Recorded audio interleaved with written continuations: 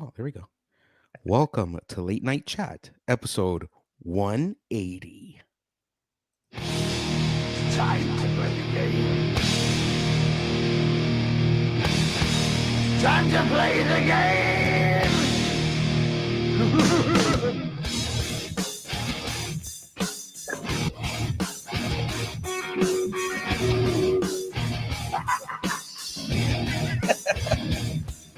It's all about the game and how you play it. All about control. And if you can take it, all about your step. And if you can play it, it's all about fate. Who's gonna make it?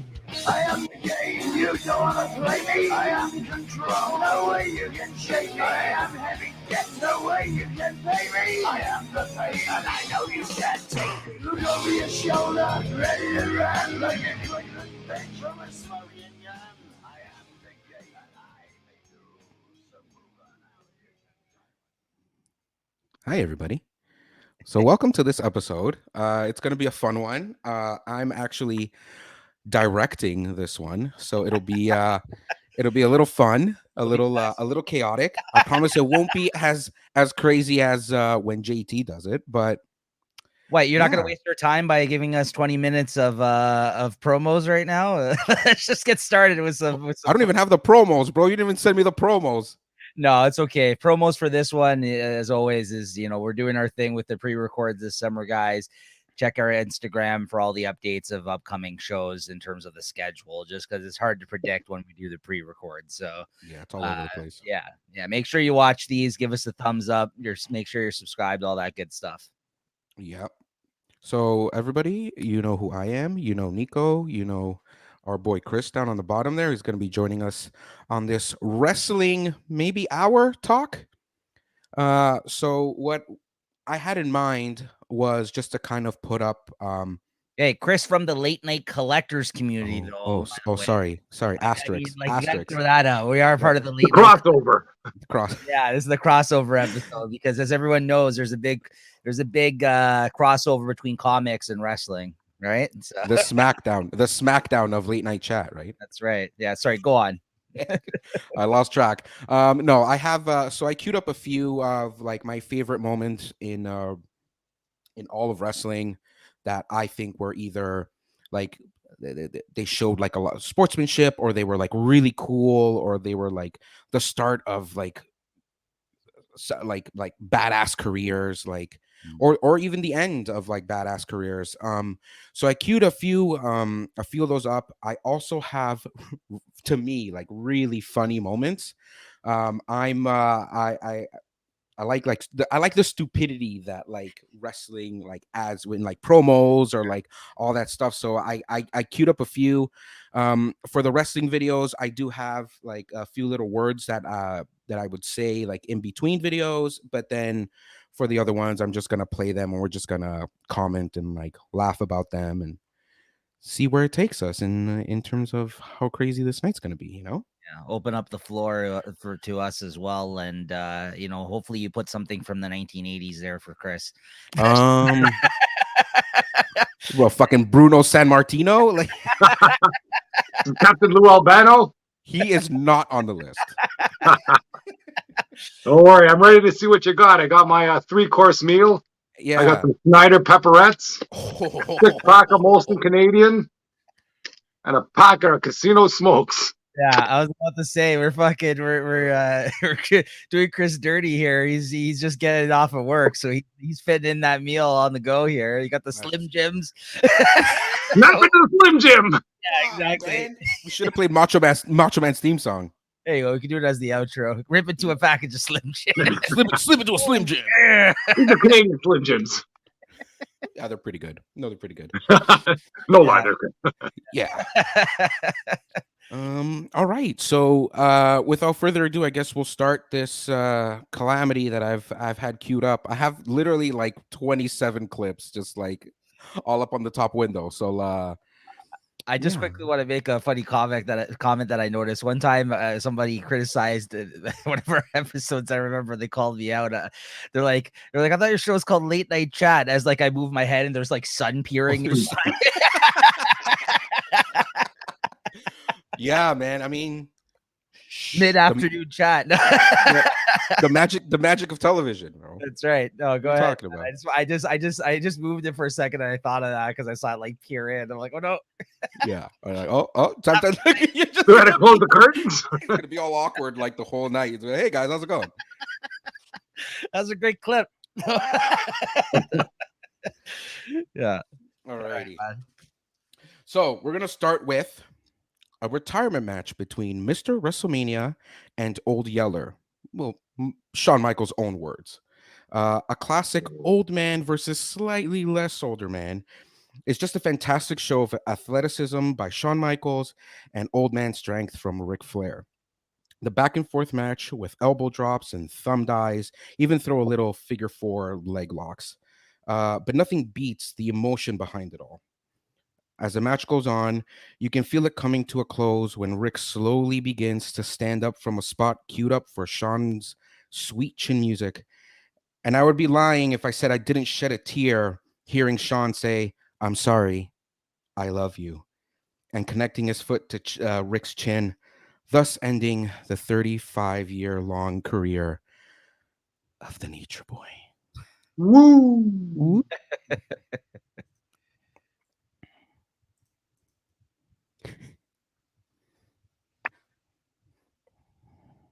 Oh, volume. You got the volume going? Yeah. It's not coming through on my end. Is it loud? We can make the sound effects for it. Pa! No, it's not. Bah! Boom! Bah! Oh, I'm sorry, Rick. I'm sorry. Here we go. Oh, Open. give it to me, Sorry. Sean. I'm sorry. I love you, man. Ooh. There's the knee slap. The knee slap heard around the world. Oh, poor Charlotte. Yeah.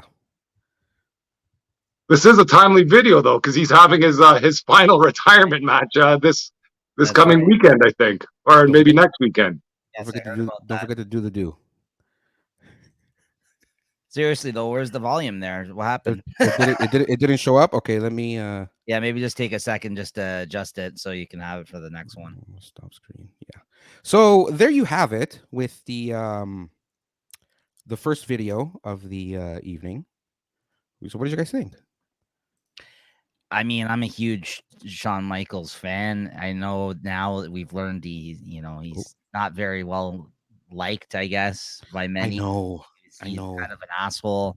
All this shit just kind of like starts like, well, I've always heard that he was kind of an asshole, but I think it came with the territory, right? Like he was like the longest reigning champ, and all that shit gets to your head, right? I don't know why he was always like my favorite, like one of my favorite wrestlers, if not my favorite wrestler from back then. I'm not sure because like everything about that character and that type of like it doesn't seem like somebody I'd like, you know what I mean? Like, but for whatever reason, I guess it was just the time and the type of matches that I had saw with him during that period of time. And, you know, I guess, like I said, I primarily started watching, even though I watched it when I was younger with my grandfather during the Attitude Era for the most part. So, I mean, yeah, even though there's so many other people, like really great people to like during that period, obviously, you know, but yeah, Shawn Michaels is one of my favorites still, despite hearing all the stories nowadays about how he's probably not the greatest guy, right? But like, well, I heard he had a that was him like in the 90s, right? Like years ago. Like, I heard that now he's had like he talked to God or something like that. Yeah, he's had an awakening. He's found religion and whatever. Shaved his he's head. Not looking too good though right now. I've seen him a few times on NXT or whatever when he's showing up. He's looking wow, but he is older, you know. Yeah, but he's good at his time though, man. He was a character out there for sure. He did some crazy stuff. Oh God, yeah. But back to Nate, like like same thing. What Nico said, like you wouldn't assume you would like a guy like that because of like, you know, he's not the buff cool guy. He's like the old man that like always gets flipped over, like, you know, like that's his move. But I thought he was an old man back then, and freaking he still went on for another 20 years after that. You know, exactly. You look back at that, you go, wow, Ric Flair was young then. I mean, if you want to talk about legends, though, with people with legendary stories, though, like Ric Flair, like, he's a coxman, this guy, right? This guy not only in and out of the ring, like, no, seriously, it seems like he's who he is in and out of the ring. That guy seems like from all the stories that people have told about him, like that guy's a wild boy, man. This guy, like, I know. Ric Flair, like for real, like is like a crazy dude, like, you know what I mean? Like he lived that lifestyle, right? So that's. I like him just as a character in general. Like, you know what I mean? He doesn't even have to wrestle Ric Flair. He just when he gets on the mic, he just becomes this like bigger than life like persona, which is amazing, right? Yeah, I think he might have been one of the wrestlers that failed to cash in though, like big time. He seems to be pretty rough. Like I've heard stories where he was selling his robes and all that sort of thing. I heard about that too. You get in the last whatever over the years, you have those evenings with Ric Flair where you're paying basically, $200 a head or something just to sit there and listen to talk stories, which would be interesting, but it's got to be tough when you're you've been you're the living legend and you're still out there and sitting in some gym there talking to a bunch of little wrestlers or some wrestler wannabes for $200 a head, just trying to cash in or selling your autographs for $20-$40 and nobody's in your line. Exactly. Well, the wrestler life I hear is like pretty intense, and it's pretty hard like later on in life, right, where it's like what do you have besides all these old stories.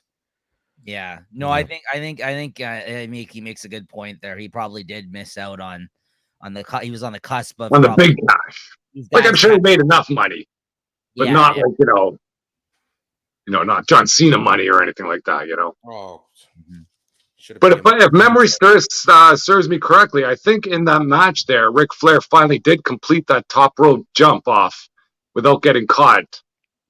Oh, where like someone like he always goes to the top rope and he's about to do something, but he never gets to do it because everybody grabs him and just freaking tosses him over there. But I think that one he might have actually got up and that he was actually able to jump off and drop a knee or whatever he did off there.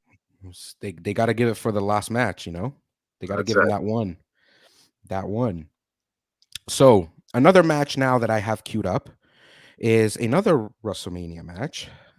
It's with Mr. WrestleMania, so Shawn Michaels, but this time his opponent is none other than the Phenom himself, The Undertaker. Now, this match that I covered isn't quite the Slammy award-winning 2009 match of the year rated by the Wrestling Observer. It's actually the second match from back-to-back WrestleManias in which both of these guys put on amazing showcases. This last match of that night is a career versus streak match, which apparently The Undertaker didn't know that he had until this pay-per-view brought it to light. This match was filled with your classic show-stopping moments from both wrestlers, with sweet chin musics and tombstone pile drivers to ankle locks and choke slams. Both performers put their bodies on the line. And when that moment came with Shawn gripping his way up Undertaker's leg and delivered his opponent's classic taunt. What do you call this that he does? What is that? I don't know. Yeah, I don't know. I'm sure it has a name, though. It's got a name. It's got to have a name. Like, it's got to. Well, this action reinvigorated Taker and delivered one last tombstone, ending Michael's career and retaining the streak.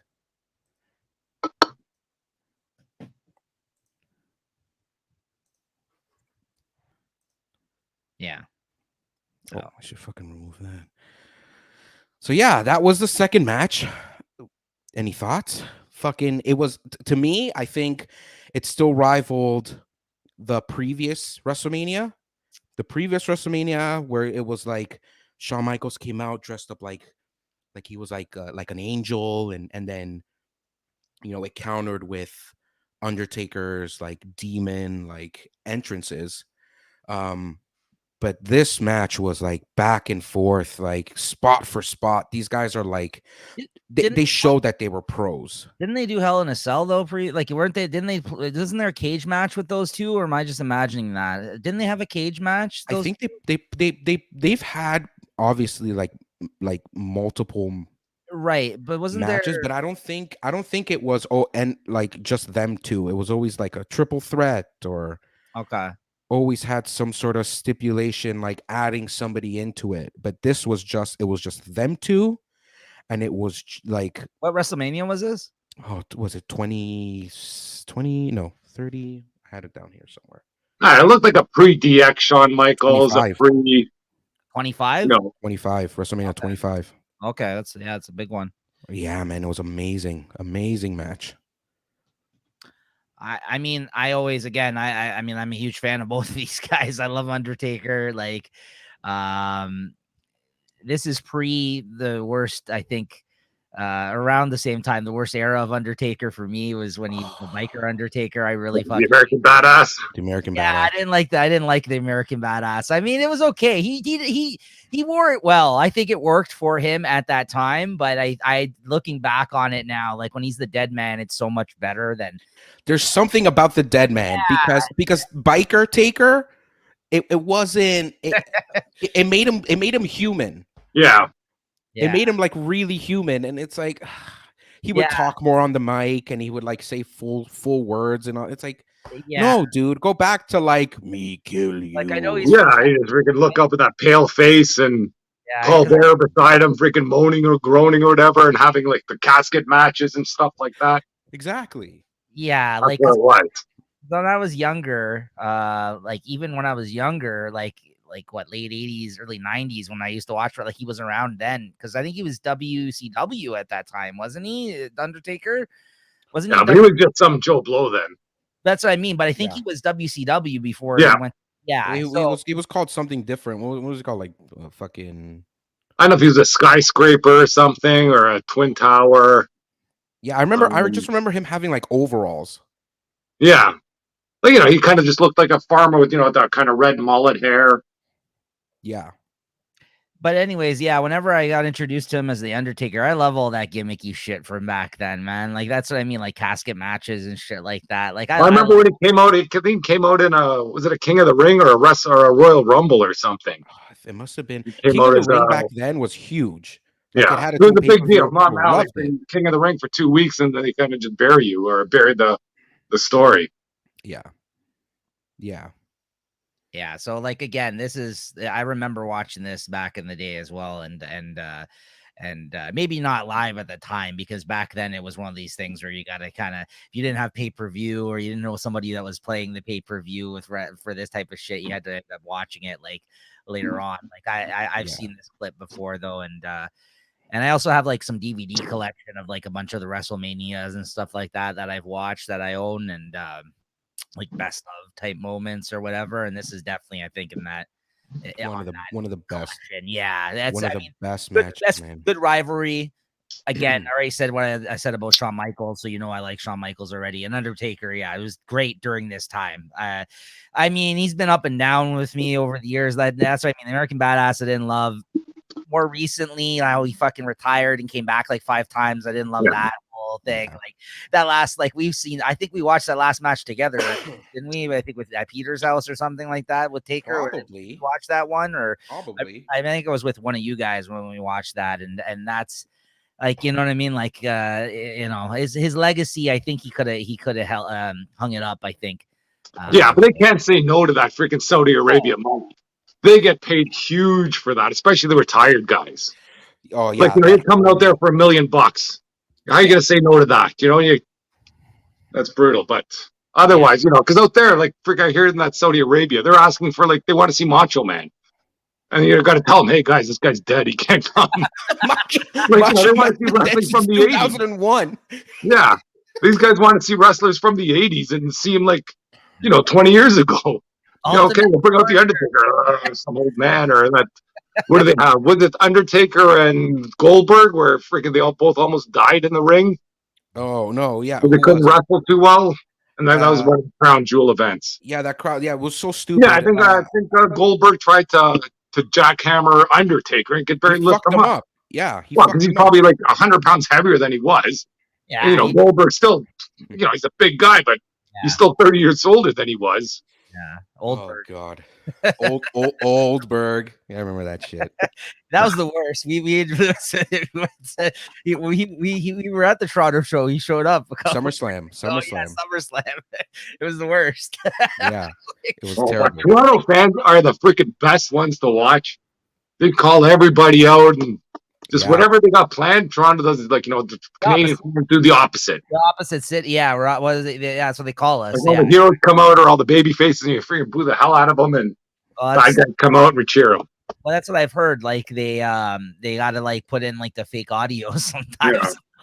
because Bizarro World is too loud, man. That's it. Yeah, that's what they call us. Bizarro World is too loud. Yeah, no, that's the best was when Bailey came out and fucking everyone booed her and she was a fucking I had to go to that one. You guys went. Yeah, that was the best. We just booed the shit out of her, fucking everybody, because like fucking Bailey. And she took it, eh? She took it really badly, eh? Yeah, she did. You could tell, but this was before she became because she was a heel. I don't know if she still is, but she became a heel. I think she still is a heel. Yeah, this was before. This is when she was out, like about she's out with an injury now, so who knows when she's going to come back, guys. I'm not current on what's going on at all right now, but I mean, I know that she was a heel for a while there, and but that time she was like a baby face, and she came out and everyone fucking just destroyed her. Like it was the worst. It's freaking hilarious to watch. It was brutal. Oh no, it was great. Don't get me wrong. I think it was worse for her. Like that must be tough, right? They were like, "What the fuck is going on here?" Right? And the best is Kevin Owens because he would just come out and insult us, and everyone's like, you're cheering him. We love him. Canadians love him. Comes out, he's like, "Fucking Toronto, the worst place ever." Yeah, because he's from Montreal, right? Yeah, it's great. No, it's great though. We just eat it up. We love it. You know what I mean? We're just like, I saw the same thing. I saw Monday Nitro in whatever ACC.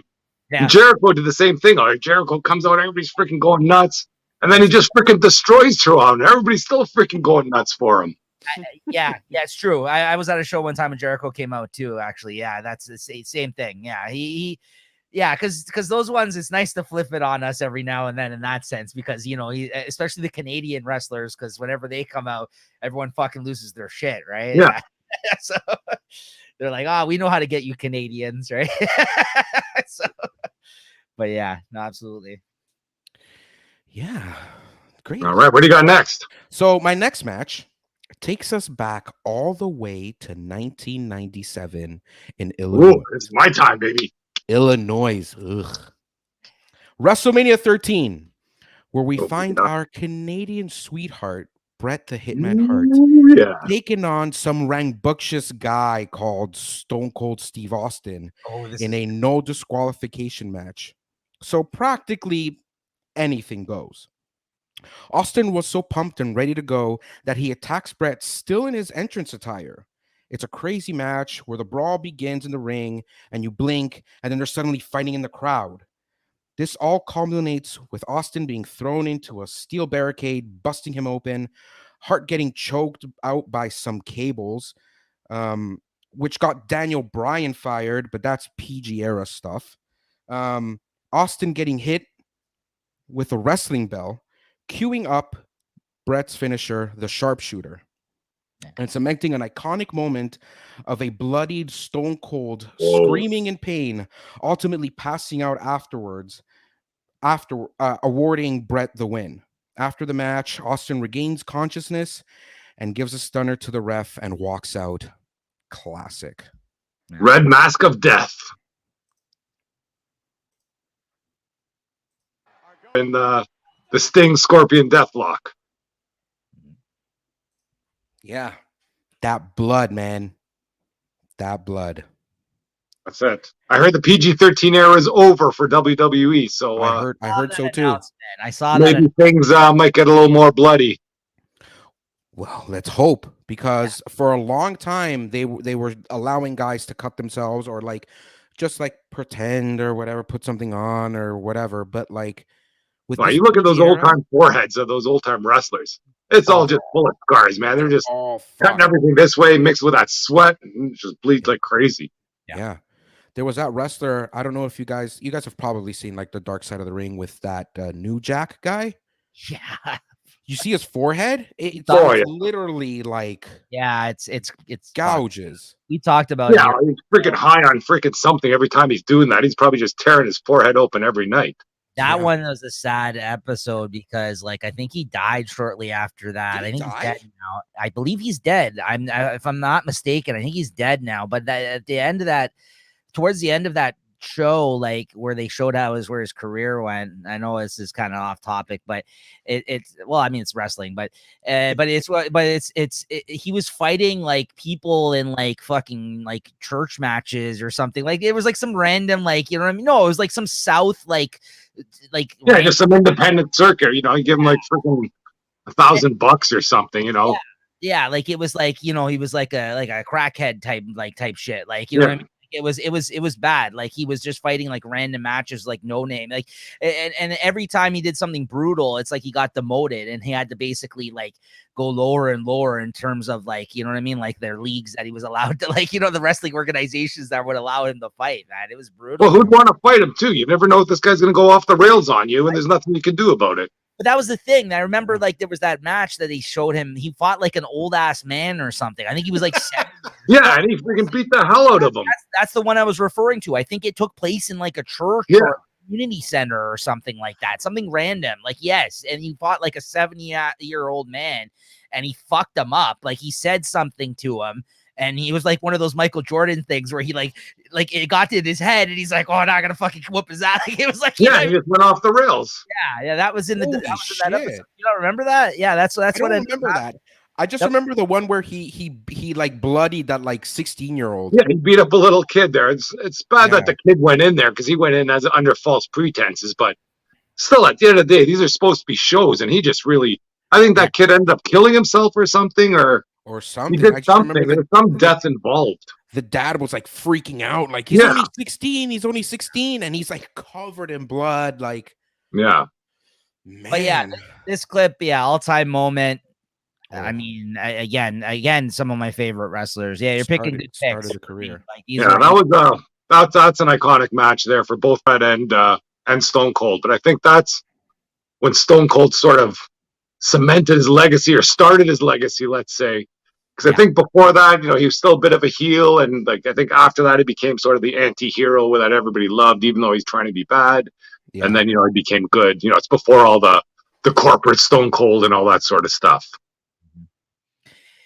Yeah, it's weird seeing it now. I mean, just because where he was at in terms of his. That might have been like a year being removed from being the ringmaster.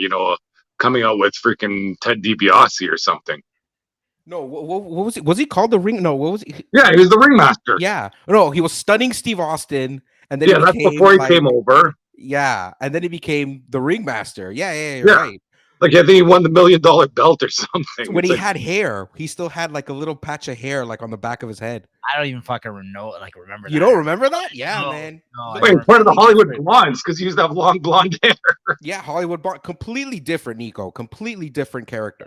I'll have to check that out because I have no recollection of that. That's the thing. My memory is very spotty. That's why some of you guys might not appreciate my comments out here. They're like, why'd you let this guy on the wrestling show?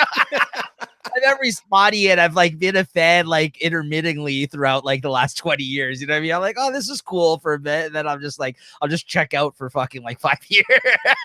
You're the only other guy on the chat that's got a wrestling shirt, so you had to be part of it.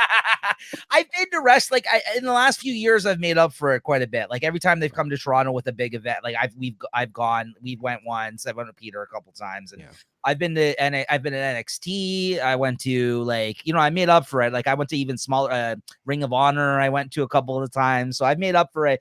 Don't make that face. There were some good people when I went to Ring of Honor. They did stuff in those ones. Yeah, because they're really trying, a lot of those guys. Yeah, they're hungry there. Yeah, they're hungry, exactly. And I am too. Sometimes you see they're ripping to a Slim Jim. Slim Jim. And then sometimes you see people that have kind of fallen from grace that are fighting in Ring of Honor. When I went, what's his name was there? One of the Dudleys, Bubba. Really?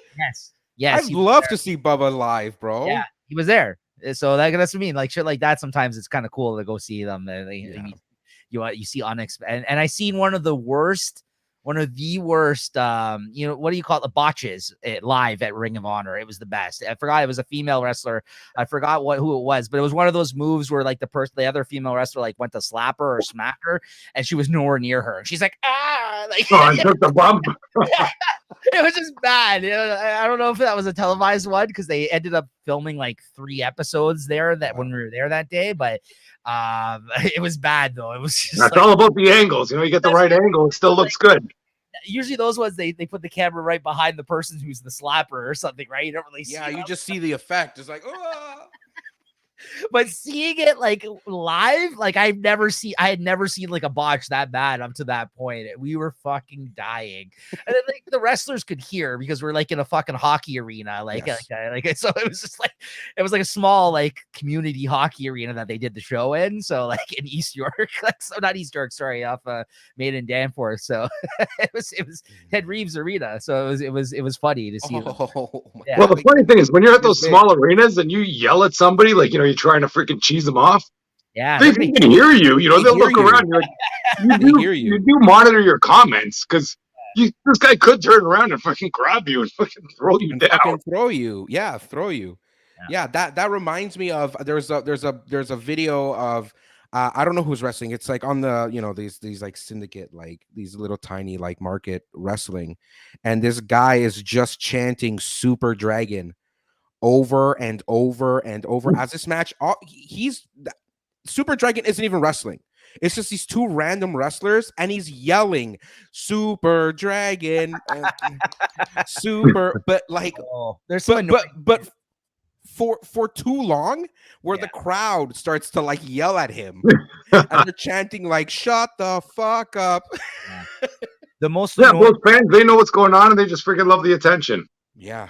There's an annoying chance for you to go to these shows. The most annoying one in recent years, and I hope this died out now, I'm sure it has, was the thing where they would yell 10 the whole time whenever they're counting the 1, 2. Like I was the 10, 10, 10. Yeah, they hit 10 and then it's 10, 10, 10. I'm just like, come on, man. Like, I didn't like that one, man. So anyways, speaking of like pre PG era wrestling, Hell in a Cell. Can I say more? No. Oh, there's only one Hell in a Cell. It's the Undertaker versus Mankind. Thank you. Oh, a bloody tooth on screen? Count me in.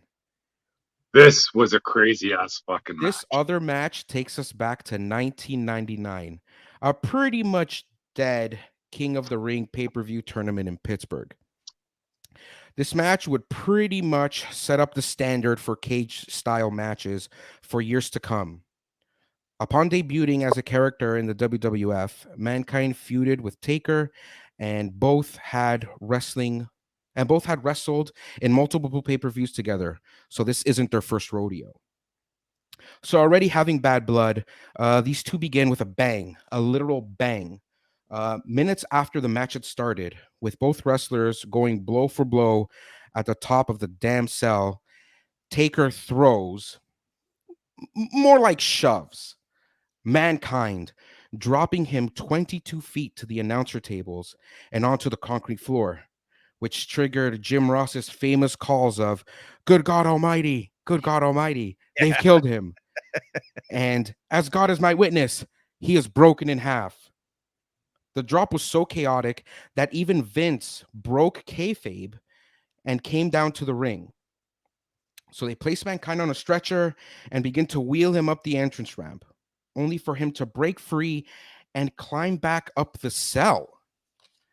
Again, after some back and forth, Taker choke slams Mankind from on only for the chain link fence that held the top of the cage to break through and have him fall with a chair, hitting him and knocking him out. Yeah. And apparently he doesn't remember the rest of this match. Yeah. Everything was just muscle memory. Yeah. Cut to the image of Mankind now with his mouth covered in blood and a loose tooth hanging from his nose. Somehow this match continued, ending with Taker chokeslamming Mankind onto a pile of thumbtacks and another tombstone to fully end it. Just wow. Yeah. Mm.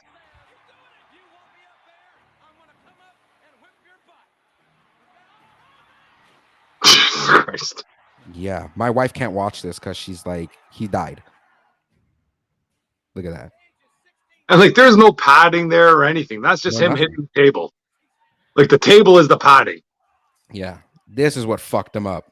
Yeah. Well, that Chair. wasn't supposed to happen to begin with. Right. That's right. Yeah. Yeah, that's what they talk about. Is that wasn't supposed to happen. Look at that. Through. He's still going after this. Yeah, he doesn't remember any of this. This thing's got a dislocated shoulder this whole time too. Oh, here we go. Luck of those thumbtacks. The And that's like the ECW freaking. days. That's the softest part of this match. Honestly, It's a cool visual though. But like, look at them. He's like, Taker's got thumbtacks in his arm.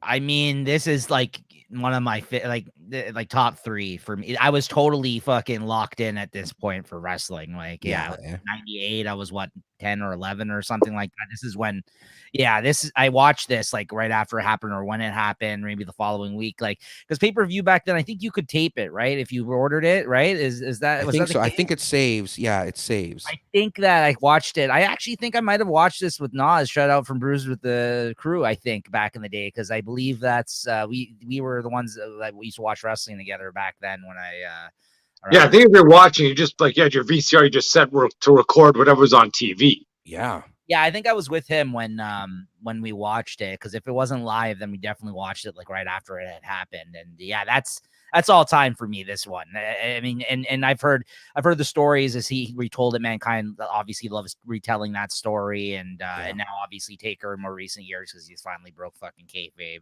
with he won't shut the. Everybody hated that. Everybody hated the match. Vince hated it.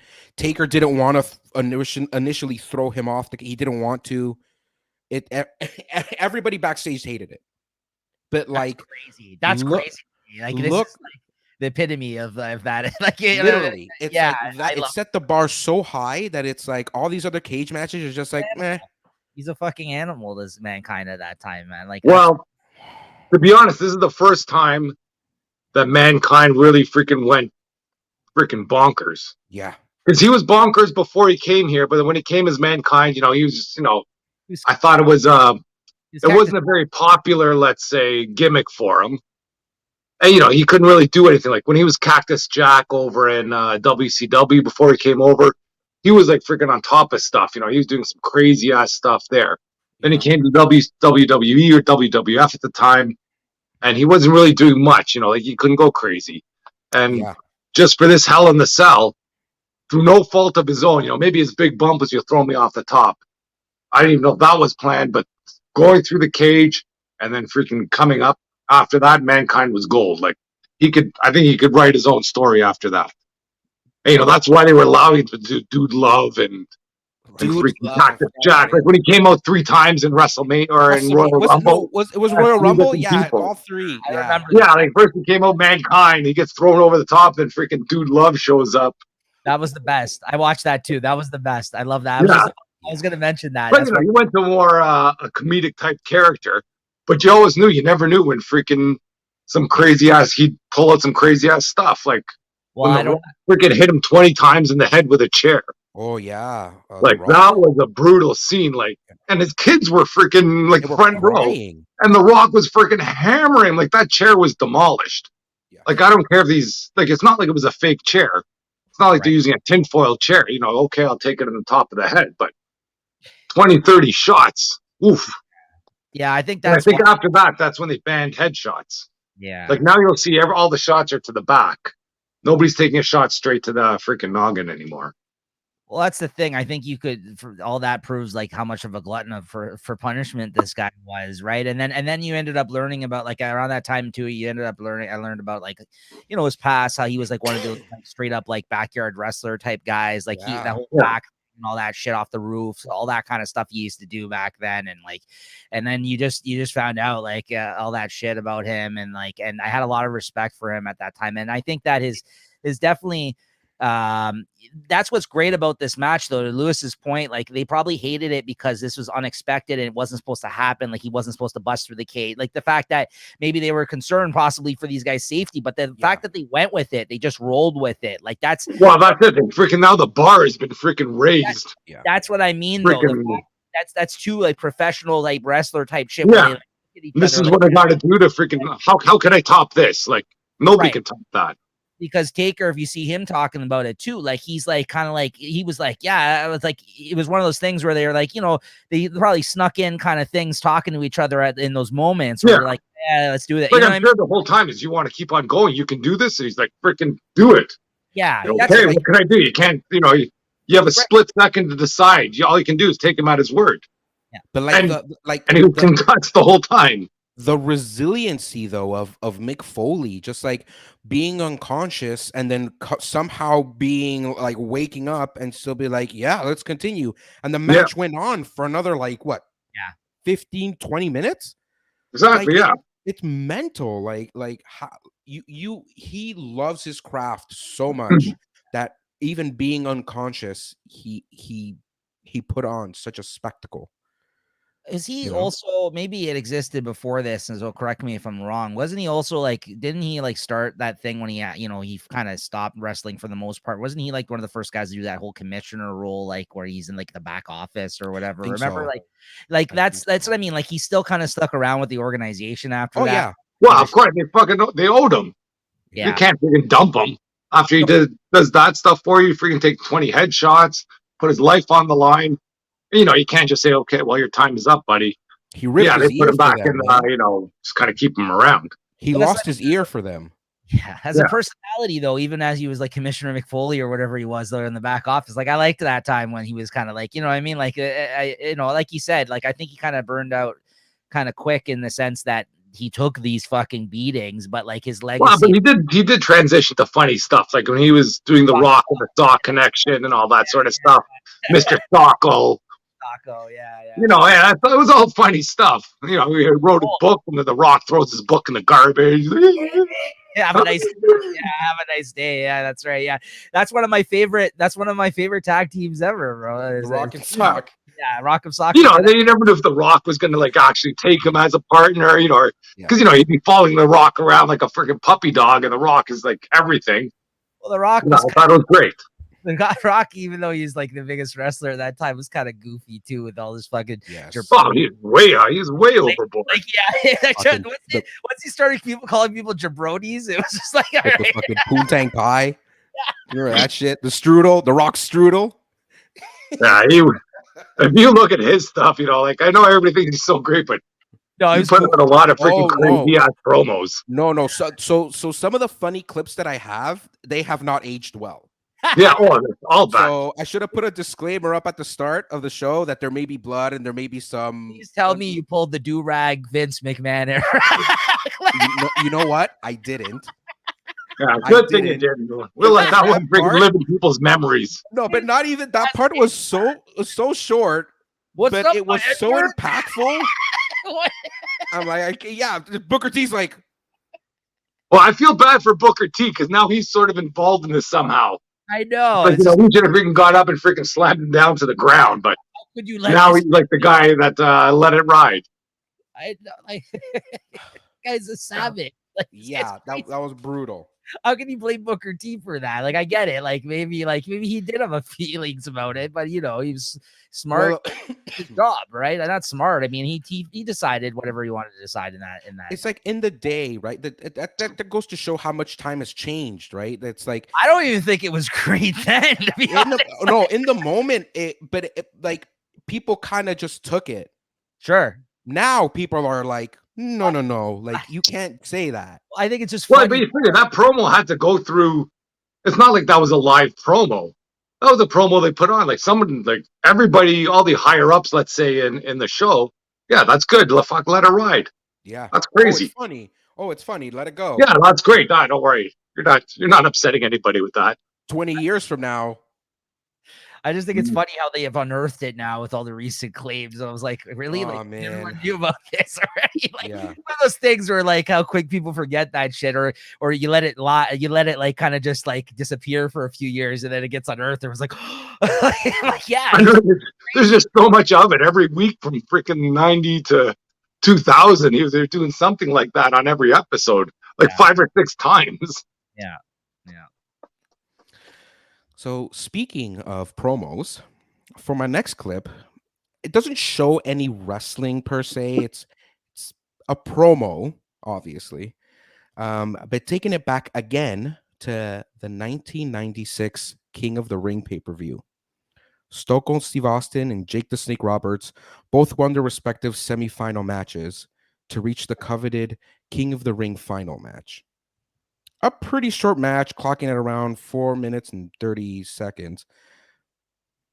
But it was completely overshadowed by this revolutionary promo that was the initial stepping stone for what was to become the beer drinking and ass kicking character that is Stone Cold Steve Austin.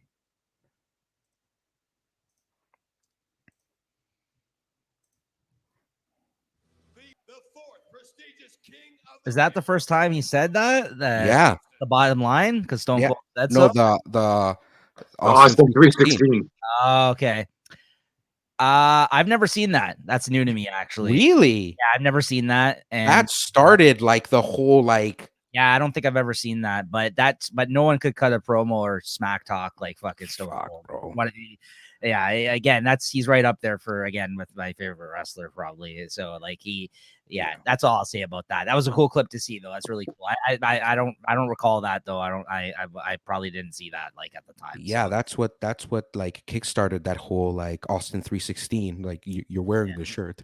Yeah, it's also my yeah. birthday, March 16th. March. Right. Nico 316. Nico 316. Yo, we should get shirts that say Nico Austin, 316. Austin stole that from him. That's right. How dare he? I know. I don't know. Cut a promo 10 years before he was born. What? I don't know if you knew this, but yeah, that's my birthday as well, though. Yeah, because it is like a Bible thing, right? Like Yes. Well, I think it's from football. Everybody be freaking holding something signed.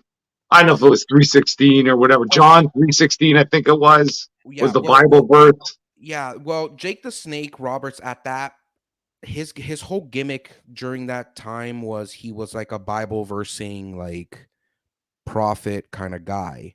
Mhm. So that's when Austin did the promo, he included that whole like, you know, you want to run around and say John 316, Austin 316 says I just whipped your ass, right? So it that like he used Jake, that caught on because he used Jake the Snake's own gimmick against him. Yeah, right. It became his freaking. That's one of the gimmicks that put him through the roof. Even to this day, like. Yeah, well, they still sell merch. I bought it a few years ago, right? They still sell merch with it. You know, the whole like on the back is the rattlesnake, like with the skull and the fucking going through it and shit like that on the back of this shirt. It's just red and white because of the Canada thing, right? But it's obviously like and I think like sign wise, even like everyone fucking had Austin 360. Yeah, it's such an easy sign to make. Yeah, everyone had those signs at shows. That's like, one thing I miss at like newer wrestling events is like people don't bring signs anymore.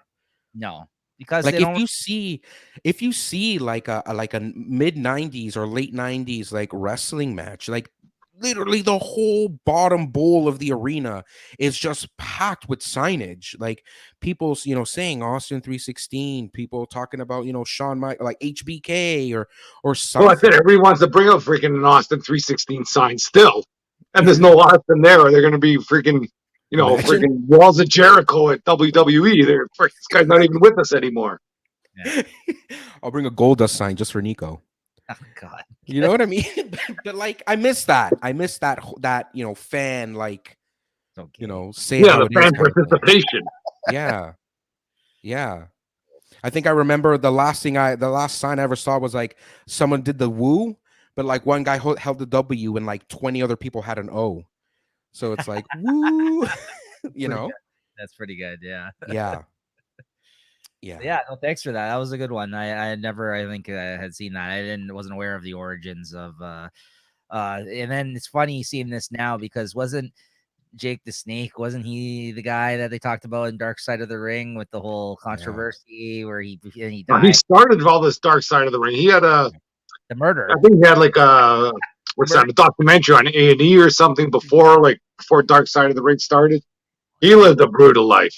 Apparently murdered his girlfriend or his wife or whatever she was, right? Isn't that what he got? No, that was Snuka. That's who Jimmy. I'm thinking. That's who Jimmy I'm thinking of. Snuka. Snuka. Yeah. Superfly. But he's No, dead but now, though. I know Jake the Snake was also part of. He's dead. Yeah, I know he's also part of the Dark Side of the Ring. That's who I got it mixed up with. That story's crazy too. That story's virtually got off with to get on a side bend there with Snuka. Like he was one of the freaking top wrestlers, before Hogan broke. Let's say Snuka was one, like Snuka and Piper, and this is the time that he killed his girlfriend. It was during that time. And, like for him to become he was in cartoons and all that. Yeah. And he was a freaking coked out, crazy guy. He was well promoted. Like they had so much merch for him. Like it was mental. Yeah. Like before, let's say, what's his name? Mankind went through the cage. Like the biggest moment was freaking Snuka jumping, like doing his superfly off the top of a cage. Yes. And like, that was insane. Like, it was just a steel cage match, not the Hell in the Cell, but he climbed to the freaking top of the cage and he freaking, he just did he does this freaking, whatever, the high cross body and freaking lands it. But, how does he do it? Well, he's fucking coked out through his mind. They're also roided out because you they're roided out, coked out, up out, downed out. Who knows what they're outed? It was mental. So moving on for my next video, what could I say that hasn't been already said about the Montreal Screwjob? Oh, I mean, you have two of the most iconic figures in wrestling of the time. Of course, they hated one another both in the show and in real life. One was seen as the next best, while the other one was on the way out. But what the crowd saw that night in the arena is something they'll hold on to for the rest of their lives. Even though later in the years, they've made amends and even worked together again, which, if you'd ask me, was forgettable. The Shawn Michaels, "You screwed Brett," and the and the "fuck WWF" chants from Brett's side will forever be the perfect example of where does kayfabe begin and where does it end.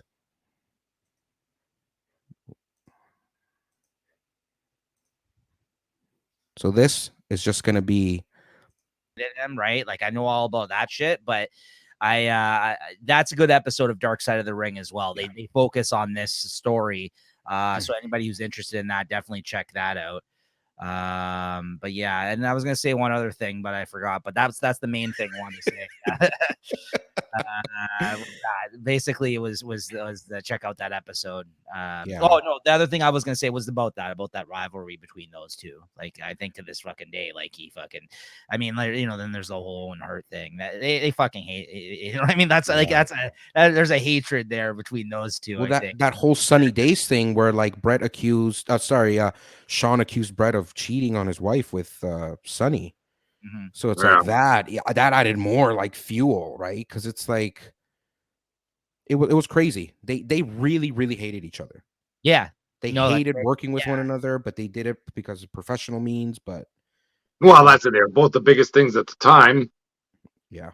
And but I can understand where WWE is coming from at the time. You still can't have your top guy leaving the company and taking the belt with him, or not leaving as a champion. And he didn't want to give that belt up. Like Brett, from what I understand, he did love being a champion. And it's too bad that he kind of got forced out, because I think if he stayed in there, well, you saw what happened when he left to go to WCW. It freaking went awry pretty quick. Well, there's that old saying, I guess, like, I don't know if you guys have heard it, like in wrestling, where it's like, if you're going to go out, you go out with your back on the mat. So it's like you go out on a losing end, right? Yeah. Look at how Ric Flair went out. Yeah, but this is a Look at how different time. Shawn He's not. Michaels went out. He wasn't retiring. Yeah, He's going out, but he still needs to keep his heat. yeah, Taker. that Like, too. nobody wants to go out a loser when you're not. Like, if you're done, fine. Yeah. Okay, I'll pass the torch on. He wasn't passing the torch on to anybody. He was Yeah, 'cause still Bret Hart. He fucking wanted to go to hated. WCW and beat Bret Hart. Yeah, yeah, he was still gonna go off with that same gimmick, right? That's all the Yeah. same, like Hitman, fucking. Like, I'm sure in his head he's going, I'll be the champ, but I'll drop the belt in, and that's it. I'm out. But you can't have that if you're WWE. You got $1 billion company on your hands. You can't look bad like that. Let's say. Yeah, so much is said about like that moment in time, right? Like imagine being there and just watching this unfold, and then this, this guy, the wrestler, all of a sudden like spits in the boss's face, like, and it's not a joke, and it's, it's Well, just but that's the wow. thing. You never know. Who knows? Like, you never know who knew what at the time, Yeah, and it is one of the most iconic stories of wrestling, ever. yeah, Well, that's And why they were able to base a whole, like I said, they based a whole episode on that on this whole thing, right? So like, yeah, if you want to think they're smart people, he could have been in on it. Who knows? yeah. But Well, there's always, that dark side of the ring kind of made it seem like Sean was in on it, right? Yeah. Like he everyone might have was knew, but kind of never in knew on it. when. Like, you never Yeah. knew when he was going to freaking, like, they might have to just take the first chance you get to freaking beat him. We're taking it. If we're pinning it, it's going to be that. It's the 1, 2, 3 count, or the first time you put that sharpshooter on, whether he's not doing anything, he's tapping. Yeah. You could put a sleeper on him. He's out. Boom, done. You're gone. And to beat him with his own move. Yeah, that's brutal. You know what I mean? Yeah, that sucks. Yeah, I don't know. But there's it's too much to go based on that story. There's too much. So for my next clip, I wasn't always tuning into WCW. I just always thought it was constantly trying to catch up to WWF's raunchiness and attitude. But boy, was I half right. I never cared for faces like Bill Goldberg or Lex Luger with his star-spangled panties. But in 1996 at WCW's Bash at the Beach, the Outsiders, the team of Kevin Nash and Scott Hall, the bad guys, were set to take on a team of Randy Savage. He was still alive then. Sting, I hope so. Sting, The and corpse Lex of Randy Luger. Savage. and Lex, no, it's a dead Randy Savage. Like, You're getting the birdies. and Yeah, Lex Luger, the yeah. good guys. Yeah. As the match began, the Outsiders still continued on, one man short, until you hear the crowd roar as Hulk Hogan walked down the ramp. The good guy is here to fix this and fight the bad guy's storyline was thrown out the window when Hogan legs drops Randy Savage, turning heel and becoming the immortal Hollywood Hulk Hogan and creating a little stable called the NWO. I'll let Chris talk about this first because I think this is one. WCW, Ted Turner, and Eric Bischoff, and all of them. Yeah. Remove. But at the time, that was freaking sick. Everybody in the freaking arena went crazy. They're throwing garbage in there like you wouldn't believe. Because Hulk Hogan it's like Superman going bad. I mean, he has. Right, Nico? I don't know. Many times. Exactly, right? But like nothing beats the first time, right? Sure. So like the first time Hulk goes bad. And it's like, what? Yeah, well, even just Kevin Nash and Scott Hall showing up there, that freaking threw the world upside down. And this is the first time WCW started beating Raw on the Monday Nitro stuff. Yeah. And holy smokes, this was a storyline like you had to watch WCW. Like At that point, yeah. because it's like still Scott Hall and Kevin Nash. They might have been chumped out in WWE by that time, and they went there and they freaking just went through the roof with those things, And then with Hulk Hogan coming to join them, still not my favorite guy, but I know. But he went crazy with that. Yeah, it was just like a big moment of like, and then all the turns, almost everybody WCW ended up being somehow part of NWO at one point after that. Yeah, yeah. Then it started to fizzle out, and it Yeah, like became like it went on red like, but it was a band, good, black, it was a black. good 2 or 3 years before things started going sideways for him. Yeah, And like, because I guess the next big turn was Eric Bischoff being part of NWO, and then like watching. It was always fun watching even like the WCW guys, like they're the good guys and bad guys, but they would team together to fight NWO because NWO was like their greatest evil out there. yeah, So you'd see guys like freaking Sting and Ringer, I don't know, Ric Flair, or whoever the heels were, but they'd still be, like they'd be on their side and fighting together against this great evil and freaking still getting freaking crushed by him. And then go what's on. really I was just gonna say what's really cool about it though is that how they were really for real at war with one another for the ratings at this period of time, Yeah. right? Because it was before they merged with like Vince kind of taking over. That's what's kind of like it's even cooler that it was driven by that behind the scenes, but this whole kind of push to actually, in a way, come together and make a super entertaining kind of, what I mean? They did some crazy stuff with that because there was a time when I think Rick Rude was still part of WWE or WWF at the time. He wrestled on Monday Night Raw, but Monday Night Raw wasn't live. And Monday Nitro was live. So they show the tape show, and there's Rick Rude. He's on Monday Night Raw. Right. Fucking 10 minutes later, he shows up in NWO gear on Monday Nitro. That's and then wild. And Monday Nitro, they'd be spoiling the WWF matches because it was taped. Like they'd say, "Yeah, don't worry about Mankind and freaking Stone Cold. Mankind wins. Go watch us." Yeah. Like they do that, and that's one of the reasons I think Monday Night Raw had to go live when they went to Raw's War or something like that. Yeah, yeah. Raw is War. I remember that brand. And like they did, like that was the best time for wrestling because they were both pushing each other. Like I think The Rock and Stone Cold were at the highest points at that time, and then you have NWO fucking brewing over in WCW. It was just crazy. Like you had to watch, like you'd be flipping back and forth to see whichever one gets you, and every match had to matter. Where now you watch Raw, there's nothing on the other side. No. Raw, you got 3 hours, freaking nothing matters. You know what I mean? Is this still 3 hours long? Yeah, Raw is 3 hours and it's brutal. Holy it all sucks. It's all just commercials for freaking their pay-per-views. Yeah. But that's the thing. I think like when they try to split up the actual company itself and have them on opposite nights and have everybody signed to different fucking nights. Yeah, well, they tried to kind of make their own rivalry in there, but when it's all the same company, it doesn't matter. Exactly. That's what I was trying to say. Like, I think that they were trying to recapture some of that with the decision to do this in recent years. And I just don't think it's that exciting. Like, to be honest with you, like this is not this, right? And I know like the only good thing now is you have AEW out there. Yeah. Right. Kind of stirring the pot. And they're doing some crazy ass stuff, like maybe WWE is going PG, whatever PG-14 or whatever that is.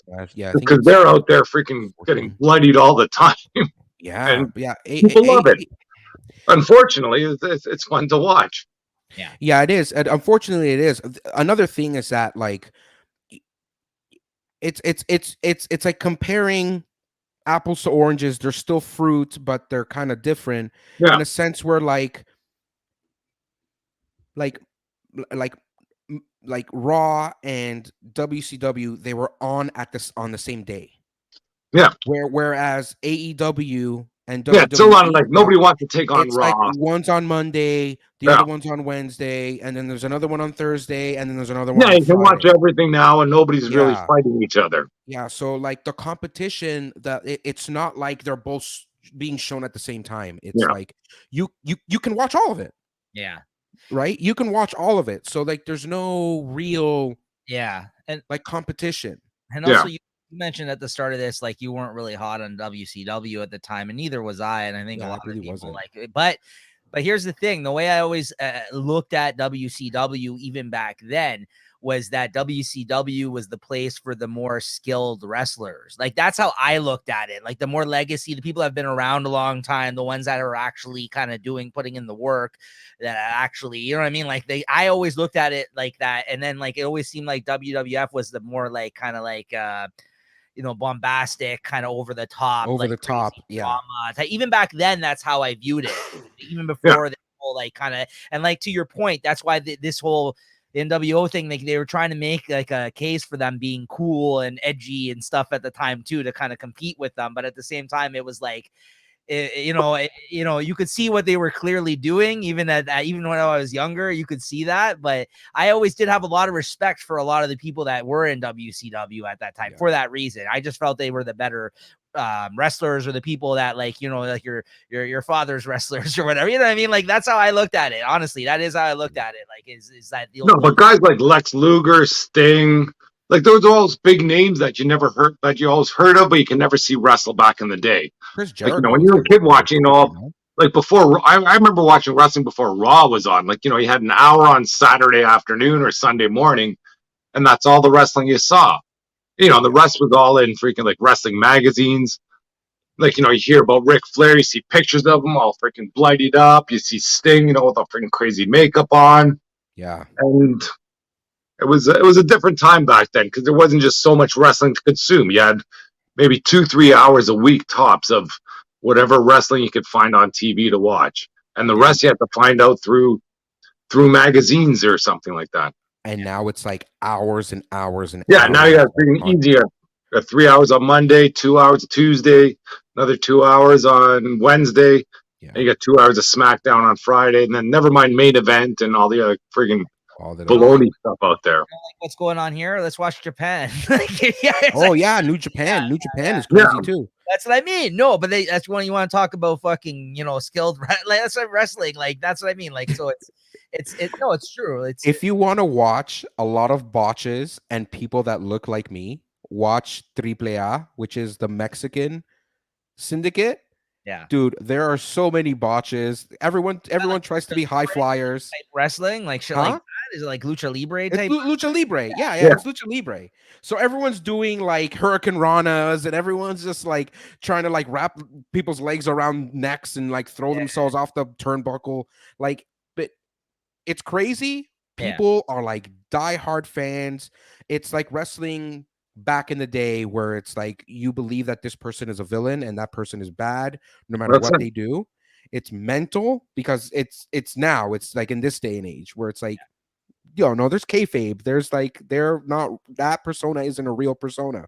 But yeah, man, AAA, the Mexican stuff is well, that's it. But at the same time, those people are still hungry. Like, they got to break out of that league to get some serious cash.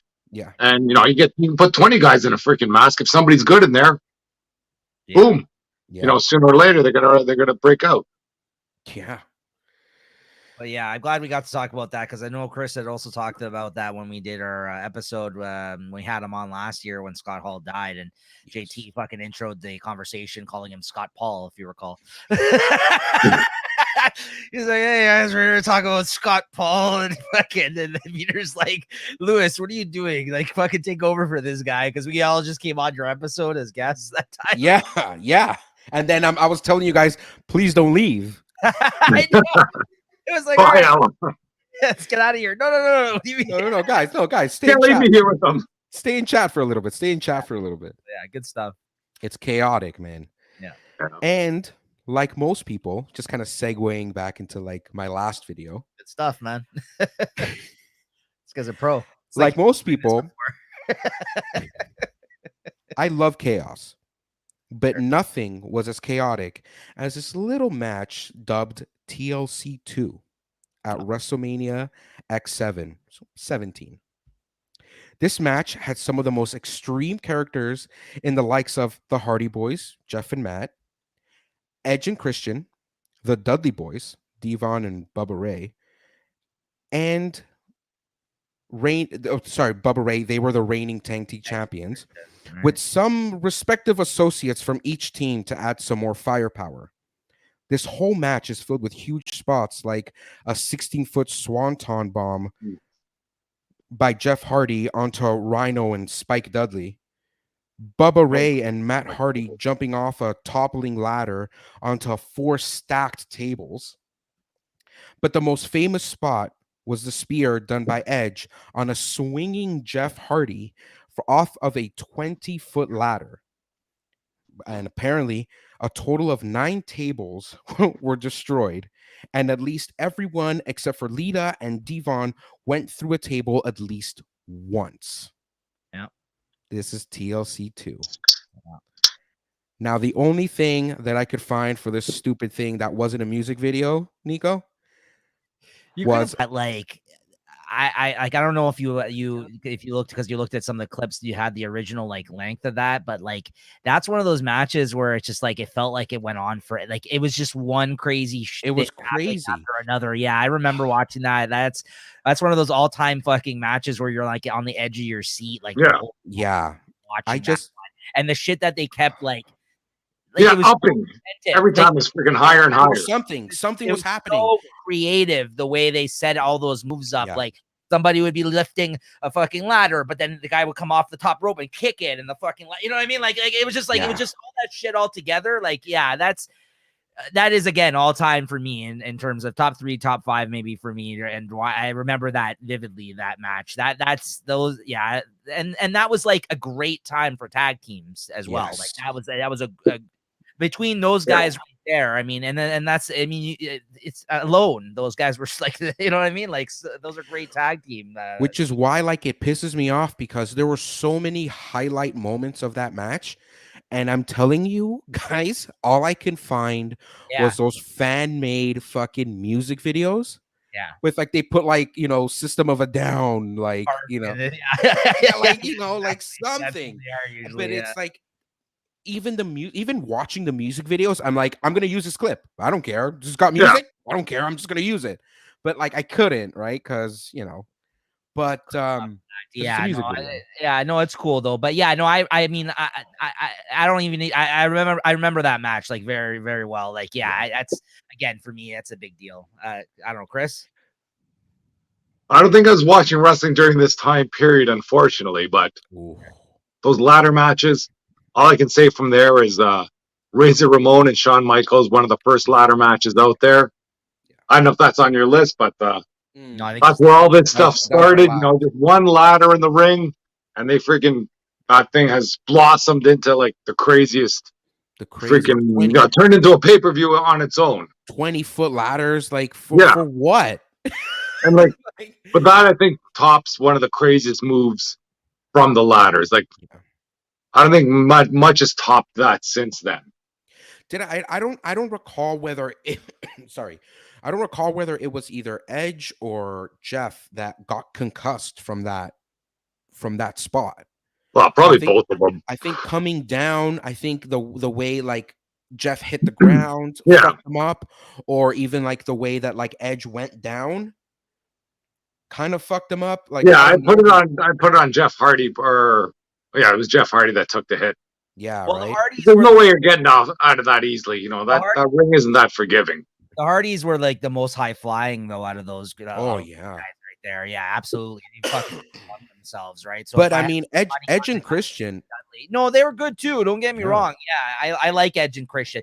That's one of those tag teams too that I think like is unique in the sense that I didn't see those two kind of wrestling together on a tag team prior to that. You know what I mean? Like I actually really like that tag team because like again, like you got like a lot of the tag teams were like the people look the same, they're brothers, or you know what I mean? Like, yeah, no, it's true though. Like it's kind of like the tag team's always like, but that's what I mean. Every so often you get like some sort of weird combo of a tag team Yeah. where it's just like, you know what I mean? Like you don't see Yeah, those but wrestling like together. all I another say for those guys though, once they get on the program though, then they go through the roof. Like when Yeah. Edge and Christian were together, Edge was okay, Christian's okay. Then I think Edge went on the program, and then he became the rated R superstar. Like that's what's missing from wrestling now is nobody's getting on the program. yeah.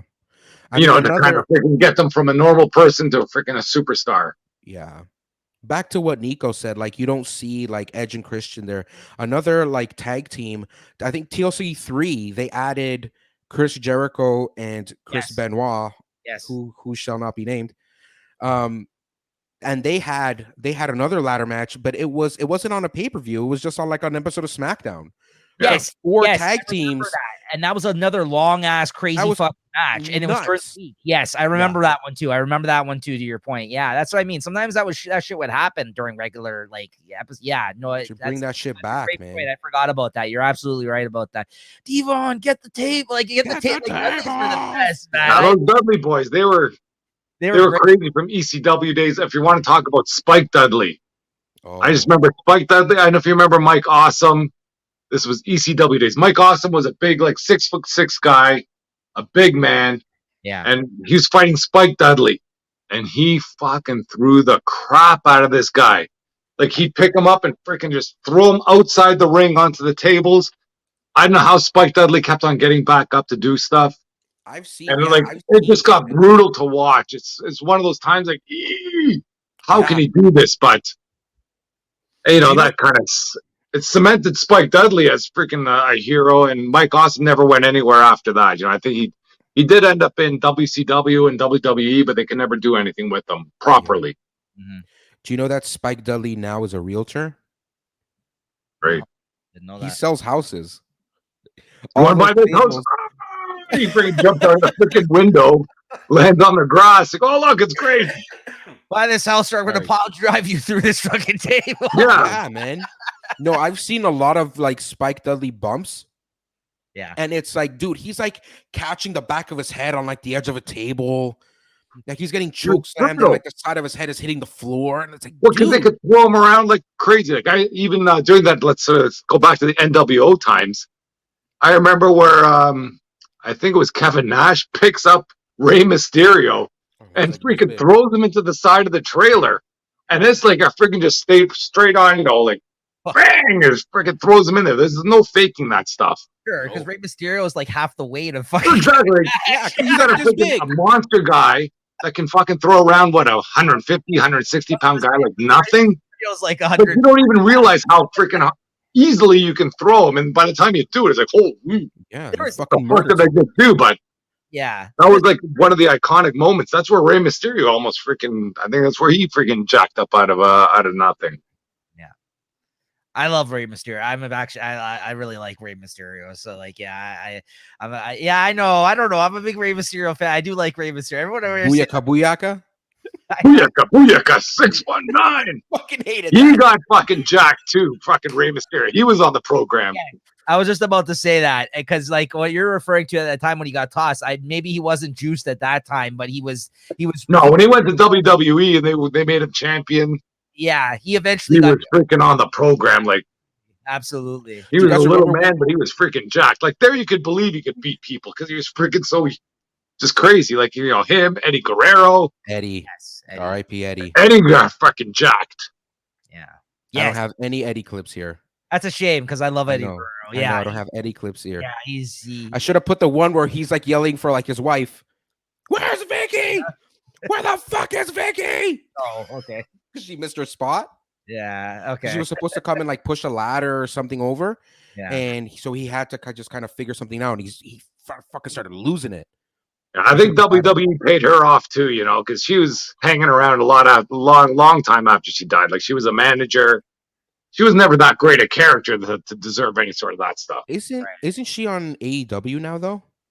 Yeah, she's there too, but I think she's been kind of slowly faded out. Yeah, the Guerrero. AEW doesn't have any sort of financial commitments to these people. Oh, that's they have things are getting tight in terms of money over there. Well, they're letting go of everybody, man.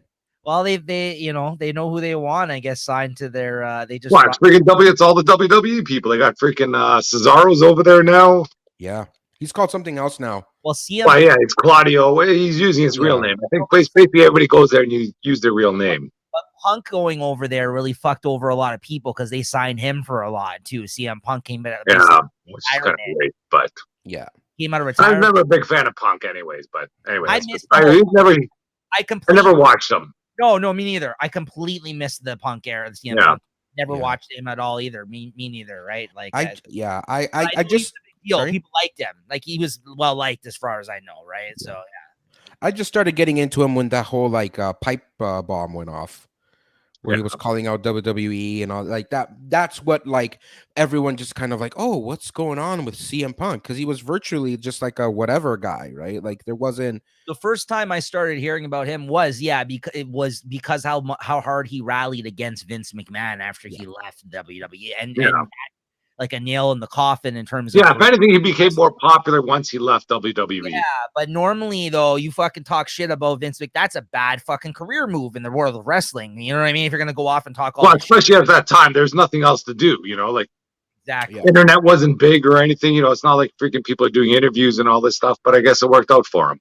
Yeah, he went and became a popular podcaster after that, and that's basically when he kind of like he would have people on and like get them to talk shit about Vince McMahon. That's what I mean. Yeah, and just talk truth about what's going on. Yeah, that's kind of where like I started hearing about him was after he kind of left wrestling. And then he started working for Fox, but they were like the WWE, like.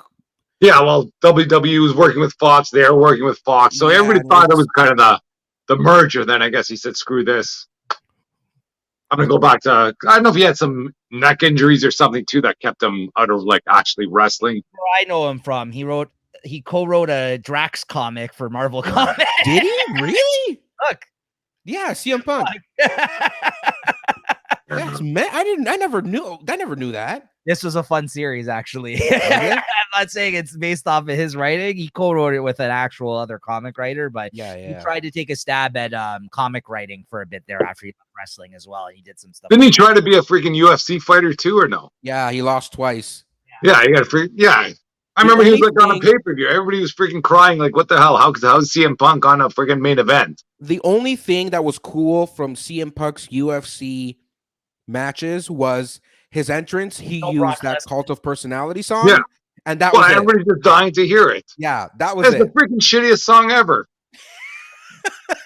It's not bad. Well, it's not bad. I remember when it came out. It was a nice song. Maybe it got to number 1. Yeah. But anyways. Anywho. So that was the end of my like wrestling clips. Now I'm just gonna play just like funny, like nice or like crazy, chaotic moments. I didn't write anything for these because they kind of speak for themselves. For themselves. So the first one that I have queued up was the Stone Cold beer truck. Look at this guy. Look at his face. Yeah, I know. I was watching a clip. I don't know if you have it as part of your clips here today. Probably not, but I was watching a clip the other day, and just seeing him with the fucking fanny pack when he was like with Nation of Domination and the here's the Sunshine Boy.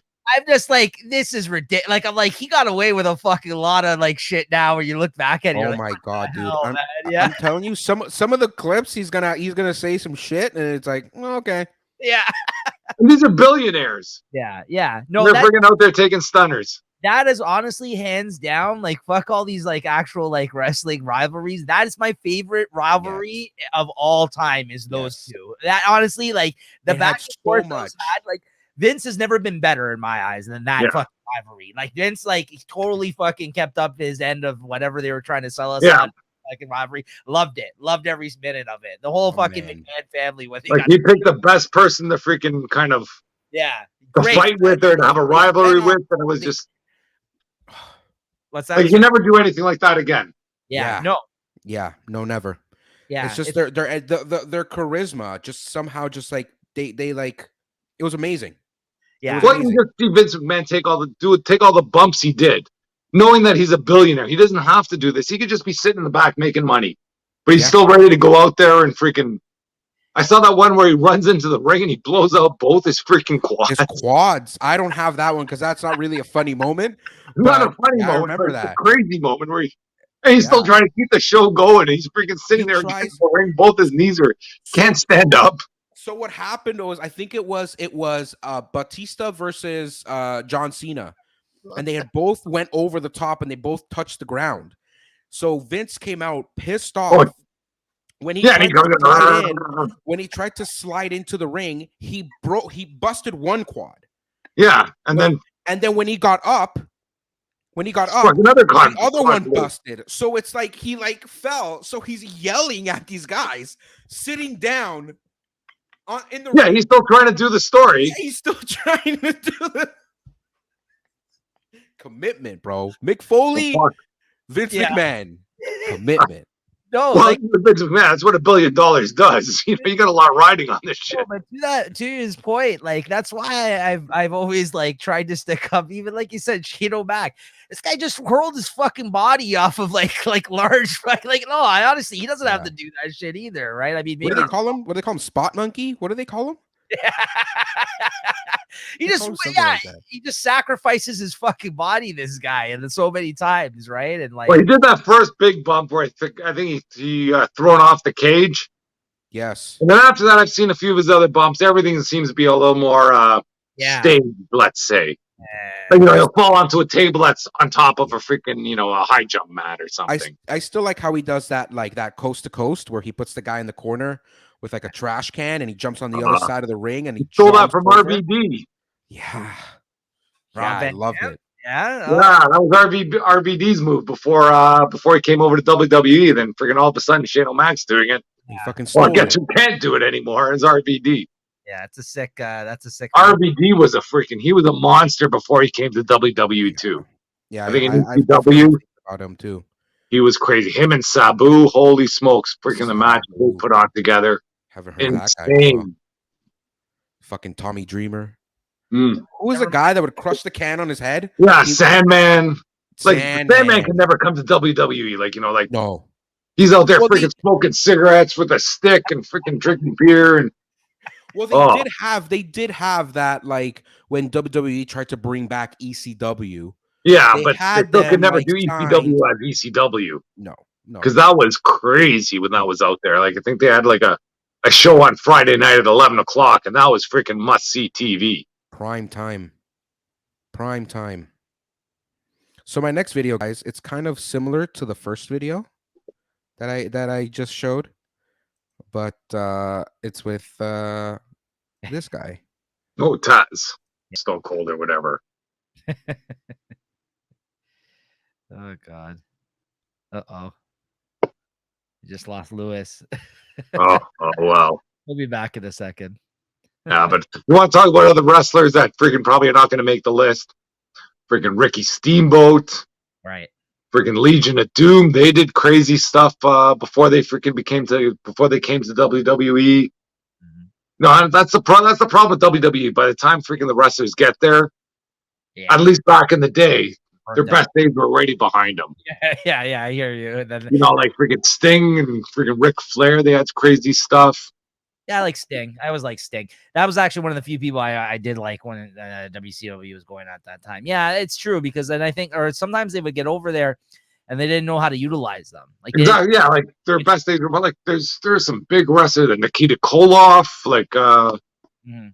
even Rick Martel. I don't know if you remember Rick Martel. No. What's going on? We had to continue chatting without you, man. You dropped out. It's all right. Did I? Jesus, I was Happens. freaking out. I'm like talking, and I'm like, oh, All right, man. We got you. We kept talking. No, Chris was just mentioning some other wrestlers that maybe aren't going to get mentioned here tonight that were, worth checking out or from back in the day. So yeah. but Sorry, guys. I continue didn't know what the No, hell. Was...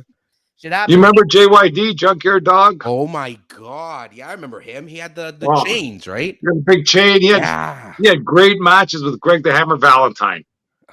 No, I don't know Those that are guy. the big names there that might have fallen by the wayside. People that didn't click before things got crazy. Damn. Yeah. No, I remember JYD. I remember who else was there? Oh, do you remember that wrestling album with Coco Beware? Guy with the puppet, the parrot? No.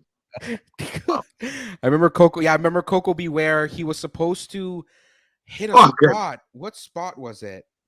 Was it with the Ultimate Warrior or something like that, or something? Was no, it's Coco Beware, and I don't know if you remember the Killer Bees. These two guys looked similar. They'd wrestle, and then they'd fall out of the ring. Then they put on masks, and when you put on the mask, you couldn't tell who was who. And they had a triple tag team match with Coco Beware. They're both white. He's not. Yeah. And then freaking Coco Beware puts on the mask and freaking comes in like, it'd be like a blind tag. And the rest like, whoa, wait, you're not the guy. You're but not the guy. It was a fun time. Oh Sounds like man. it. Well, for my next clip, I hope it doesn't kick me out again. It should be good. It better be good, eh? Swear to God. I got this one. I showed Nico earlier, and this is the one Oh, we actually tested to see if the audio worked, yeah, and we just kind of died laughing. So yeah. I love this one. I hope it works. I love this one. Speaking of great rivalries. Classic. I like, yeah, as I said, one of my favorite rivalry of all time. It's Yeah. great. Yeah, that was great. Yeah, man. Also, that's one of the more popular clips that still exists. Like, you'll see that on Instagram, on the internet. Like, they play that one all the time. Like, that's one of That's the meme worthy, let's say. yeah, absolutely. Everyone loves that clip of him. It's beating- that bedpan, bro. That bonk, and apparently he actually like really hit him with a real. It was a real bedpan, so it's Yeah, like that's a real bedpan. That's a hard. real sound. And it fucked him up. Can't hit him lightly. No, Was he it- hit him. He hit him hard, man. Was it him and Booker T that I remember there was that one where they went through like the whole fucking compound and they were fighting like So in this the is in so the that is my supermarket. next Is it clip. coming? Yeah, all This is right. my next- Let's You want me see. to play it? I'll play Yeah, it right now. I'll play it right now. I don't care. I love that one. That's why I was like, it's the Booker T fight. Yeah, I love that one.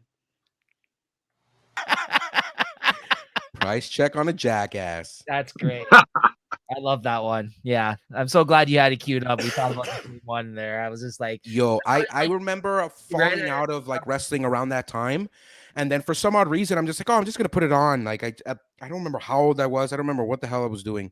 So I put it on Monday night, and that was my re-intro to wrestling. fun was is that? No, that'd bring you fucking back in for sure. How fun is that? Holy How fuck, fun is man. that? You know, Nothing like that going on now, man. It's boring.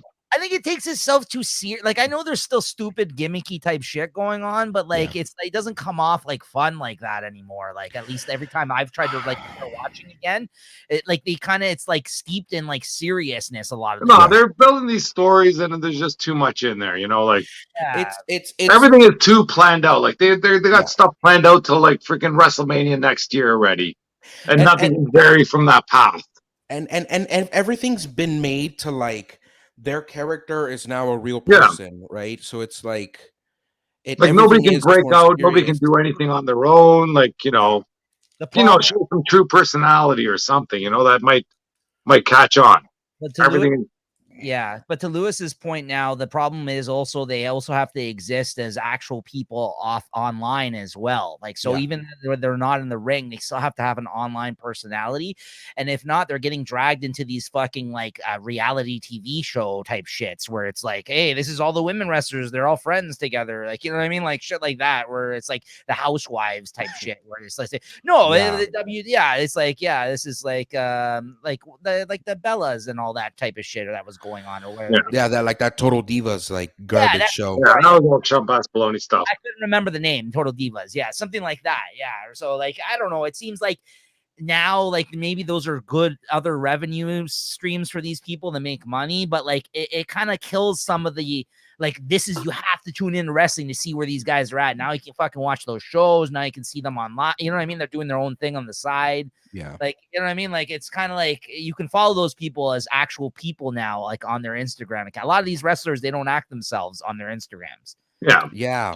It's kind of like they're kinda their kills- persona. yeah, it kind of kills some of that type of shit. Like, you imagine fucking Stone Cold, he fucking had an Instagram or something back then. You know what I mean? Like, I mean, they would kill everything. Well, if you were smart, it'd be a fucking super crazy Instagram, but it wouldn't be him freaking. I just enjoy freaking. Yeah, it's It'd like be him what? fucking stomping mud holes I freaking in drank the a bunch of ground. beer. Yeah. So my next clip that I got, I think you might like this one. Maybe, I'm not sure. Let's see if you. It's like. You guys remember this? No, actually, I don't. It's in Sacramento. Because The Rock is right here in Sacramento. It just proves my point about the goofiness of The Rock at one Yeah. point. Yeah, but for anything you'd say at this time, man, everybody's just freaking hanging on every word. Yeah. Like even a stupid finishing move where he fucking dropped that stupid people's elbow or whatever he called it. Yeah. Crazy. How could that be a finishing move? A fucking elbow? Hey, don't talk shit about people's outfit. It's ridiculous. I love it. Like friggin' now they're power bombing people and friggin' pile driving them, and nobody, everybody's getting up from that. Well, I want to hear this song. There I go. They got some fat ass women there, and Rock is gonna just say no. Fat ass women. Well, I might take a plane, I might take a train. How do you people live here? You must be insane. I'm leaving Sacramento. This is like the pre, what's that fucking Elias or whatever? Yes. It does all the guitar shit now, right? Walk with Elias, dude. Oh well, I don't know if you want to talk about Elias, but he plays his brother now, Ezekiel. What? But he's still the same guy, and freaking Kevin Owens is like, "You're fucking Elias." But anyway, and nobody else will recognize that they're the same person except Kevin Owens. That's kind of funny, actually. Oh, Elias is playing himself. Yeah. Yeah, he's playing himself Just as like he's shaved his beard. playing his younger brother. That's so nuts, man. I don't know. Yeah. I don't What know. else? Not last. Sorry, I got. I don't know if you remember this, Nico. You probably remember this, Chris, but Ooh, some Triple H. What the hell's the matter with him? What the hell? What the hell's the matter with you? you want to talk about Jokey? What's the matter with him? He needs to kiss my ass. Oh, yes, yeah. Do you guys remember the prestigious Kiss My Ass Club? Who do you think you are? I think Bret Hart had to kiss his ass or something. I think. Oh no, so. that was with the King had to kiss his toe. You, pal. I made you. I can break you. No one is bigger than Mr. McMahon. His lawsuits are. So with that in mind, I'm just surprised it took this long, quite honestly. What? Oh yeah, for all that shit to come out. They resurface all these allegations against Look them. at It's this, kind of bro. crazy. Yeah, I remember this now. Took a second. Ashel, ever in public. Look at his physique. It's so You awkward. figure this watching- guy must have been like freaking 55, 60 by then here. Look at this. Just like a I song. gotta tell you, that's a mighty fine looking asset that it can do tricks. Watch this. All right, Shano. This guy's a savage. And then your fucking son beside you, and you're fucking doing this. It's fucking insane. And he's got like a thong on, bro. Like, Yeah, look at you're him. Yeah, he can't keep a straight face. Look at the fuck. I think he just broke kayfabe there. He's like, Triple H, pucker up good.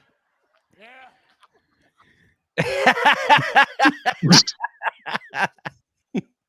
Pucker up, Triple H. Look at this. Jesus Christ.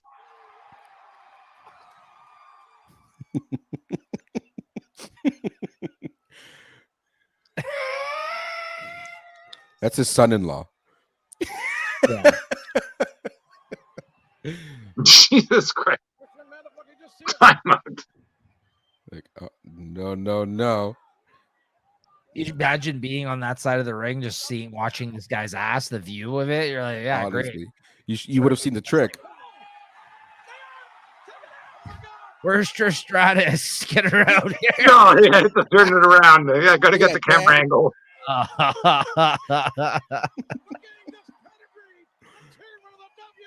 Yeah. Welcome to the family. Welcome to the family. Oh. Yeah, what do you guys think about that one? Even just to see Triple H become what he became. I remember it was Hunter Hearst Helmsley.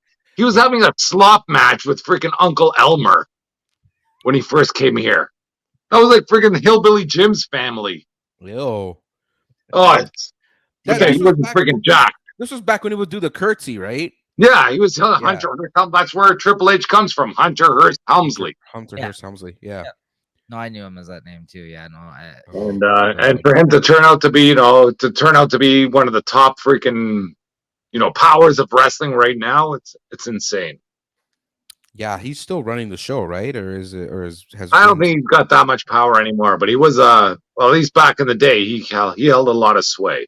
Well, he was Yeah. running NXT for a while. I don't think he is now anymore. That's Yeah. No, yeah. because AEW kind of kicked his ass, and Vince is like, oh no, like I'll take the helms Well, on it's that hard to anymore. say that because freaking AEW ends up buying out freaking all the people that were in NXT and WWE and freaking everybody they released. But No, sooner or later that camel's gonna fucking one yeah, more straw and the camel's back's gonna break, man. They've signed too many top tier like ex WWE like superstars to like these like good contracts, yeah. but I mean at one point their contracts are gonna end, so it's like And they are you going to be able to pay them? That's what happened to freaking WW or WCW. They were doing almost the exact same thing. You know, every wrestler that WWE didn't want anymore, they freaking buy him up. They pay him through the nose. yeah. But sooner or later, you know, freaking WWE buys jumps in and says, "Hey, we're buying you. You can't afford what you're doing anymore." Isn't that what happened to Cody Rhodes? Well, Cody Cody Rhodes Rhodes left came back to WWE. WWE Yeah, just no, because but they could pay him more. he left, No, and that's then because AEW. no, but So, that's because of the CM Punk thing, I believe. yes, That's when yeah, he got the let CM go Punk because they contract just kind signed of CM fucked him Punk and up. then they turned around and said to Cody Rhodes, "We can't afford you anymore. We gotta let you go." I think that's what sparked him coming back to WWE. I mean, Yeah, obviously they turned it into some sort of "Hey, I'm coming back," but I believe Yeah, that what ended up happening because he was there. And you got to remember the thing that's shitty about that is he was one of their bigger fucking names when they started out. Like well, he was one of the first names. Like that's he what was I the mean. one, kind of one of the, let's say, founding fathers. That's what I'm With saying. him, Jericho. That's so the fact that they wouldn't like they brought in new talent but didn't fucking back him. yeah, it's weird. They Yeah, kind but he of was done and done. He was done in AEW by then already. You know, like he's done everything he could do, sure, and like and maybe he you came know like he was already kind of chumped out. He maybe comes back here. Like the best thing to happen to him was him to freaking tear his pec, so he's going to be, you know, he can That was cash in, huge. and he's That on. that was huge. How he tore his pec before going into the match, and then wrestling, having that whole match with Seth Rollins with like a torn fucking Nah, it's pectoral not so muscle. bad. That Torn was pec is not bad. mental, but it's mental though. It doesn't look good, but you know, as long as you don't move your arm so much, you're good. I see all these people with torn pecs. All you do is can't do this, but you You just can't came in you there, can't freaking punch. yeah. You can use your other arm all you like. You know, it doesn't hurt. It's not like a broken arm or something Yeah, where you know every move is going to kill you. it Like they looked wouldn't let bad. him in do there if something's going to hurt. You just come in and it's a great picture because you bruise up like freaking Yeah, insane. Like he takes off his shirt and his whole freaking body's bruised. But that's yeah, what happens. As long as you keep your arm by your side, you're good. yeah. yeah. Man. Well, my last clip, my official last clip, I just wanted to end it off on a chaotic and crazy note. It is an episode of TNA, which I never really watch.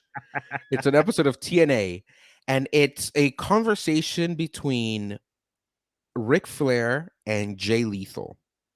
I don't know if you guys have ever Well, seen this clip.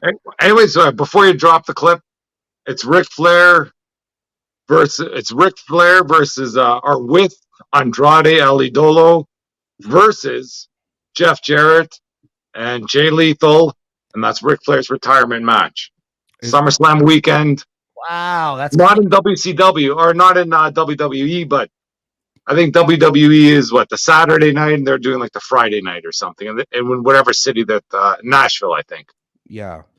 Oh shit! Oh Yeah, no, I shit. know of them. That's who they're fit. That's the match, That's eh? the match. Yeah, that was a big sort of who's going to be Ric Flair's final opponent.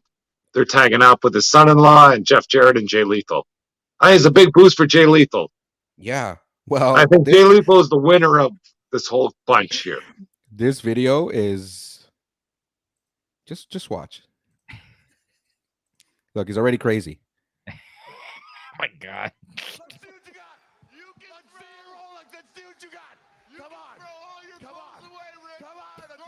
I guess he's making fun of Rick.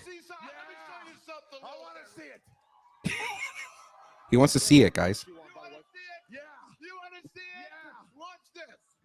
Yeah. Look at his face.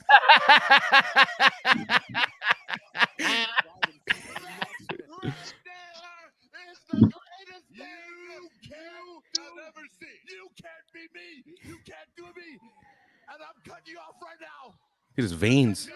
Yeah. You won't cut me off. Woo! Hey, don't you smoke. Woo! I'm gonna woo you off the stage right now. Don't you be upset. Limousine ride.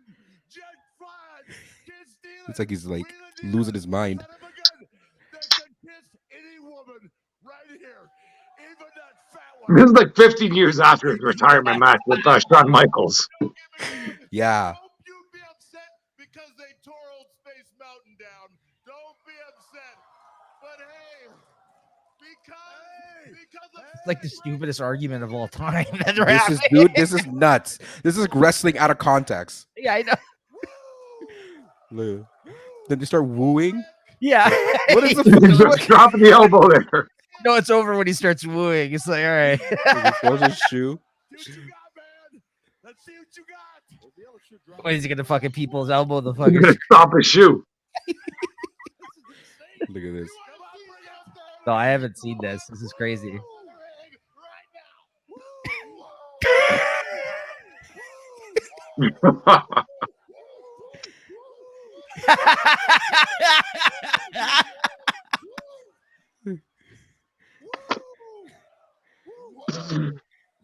Damnedest thing I've ever seen. Nothing. Limousine ride. Nothing. Rolex wearing. Kid stealing. What is going on here? They're like fucking, they're jumping on fucking inanimate objects, pretending like they're wrestling each other. Yeah, I have no idea. I have no idea. There. I have no idea. I saw that clip and I'm like, that's gonna be my final clip. Like, Nicely it's gotta done. be that one. Nicely done. That is the genius of Ric Flair. He doesn't even have to wrestle anybody. Yeah. And He wrestles his shoe. what, And freaking people will go nuts. yeah, that's what the Ric Flair charm is what keeps us watching. Like I said, it's about him in and out of the ring. I just like him as a character, like in life, right? Yeah, no, for sure. The thing is, everybody's missing all the good stuff he did to get to there. You know, why he became the legend. Because he did have some crazy ass stuff when he was a younger guy in NWA, you know, even before WCW, you know, like he's back. He's like a 70s, early 80s wrestler. Yes. Yeah. Yes. He was like Yeah, the no, for predecessor to all like this like crazy fucking chaotic, you know, Yeah, like on the mic stuff. you know, you have to get this off freaking a VHS tape or a Betamax or something. Yeah, he's just one of these guys that was fortunate enough to actually be in good enough shape to actually live to see this time right now and actually be around. Yeah, well, he was never in great shape. He was never a big man. Like he was all show. Yeah, but I meant in the sense that, like, you know, so many wrestlers though never made it to this point in their lives, whether or not they were broken or fucking coked out. Fucking, you know what I mean? Like, and fucking died of overdose or whatever else, right? So I think he's Wow, yeah. That's another show there. Who died? yeah, really. Okay, so guys, we're gonna end the show now with the in memoriam of this past Fuck. I didn't queue any video up for that, guys. Sorry. I didn't know that. How many names can we go through? Like, fuck, I can't even go on.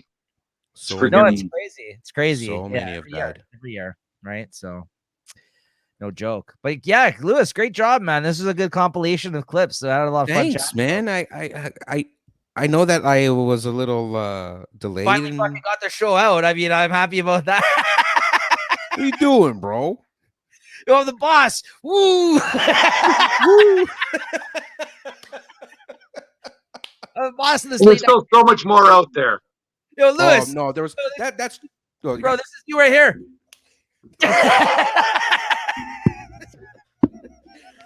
yo, That was the biggest thing. You gotta tap your elbow before you hit someone, you know? Like you can't just hit them.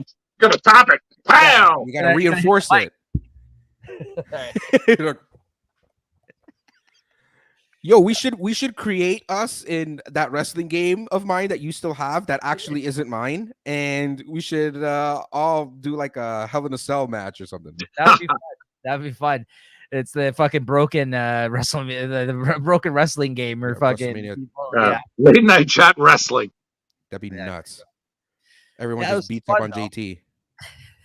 for sure.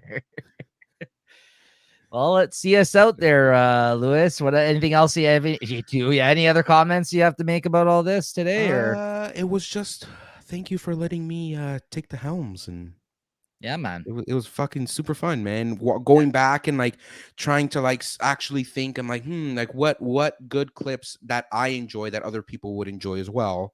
I mean, back to what Chris said, like there's tons and tons of That's it. We didn't even touch any WWE. Ultimate Warrior stuff. Yeah, there's We did some tons crazy of stuff. content Papa out there. Chango, Yeah, there's freaking tons of content. Yokozuna.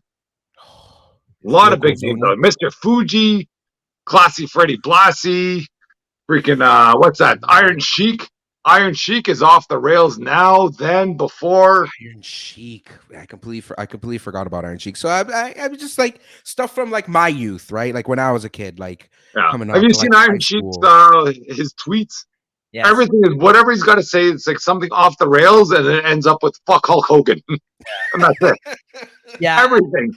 I don't even think that's him. Sorry, that cough. I think someone else is doing that for him. But yeah, to your point, I don't know who's doing it, but it's hilarious. when I was more active on Twitter, I used to follow him, and yeah, it's always like that. Yeah, you're right. He says "fuck this fucking whatever," and Blah then, blah blah blah blah. Whatever. Donald Trump sucks. Fuck Hulk Hogan. He fucking hates Hulk Hogan, man. yeah, He hates him. yeah. But I think he was the whack pack. He was part of the whack pack on Howard Stern there. I think Iron Sheik. Oh my Came God. on a couple of times, yeah, and he was Oh kind of my out of God. it when he came on. yes, but that's yeah. I piss on the motherfucker, the fucking Hulk Hogan. Yeah.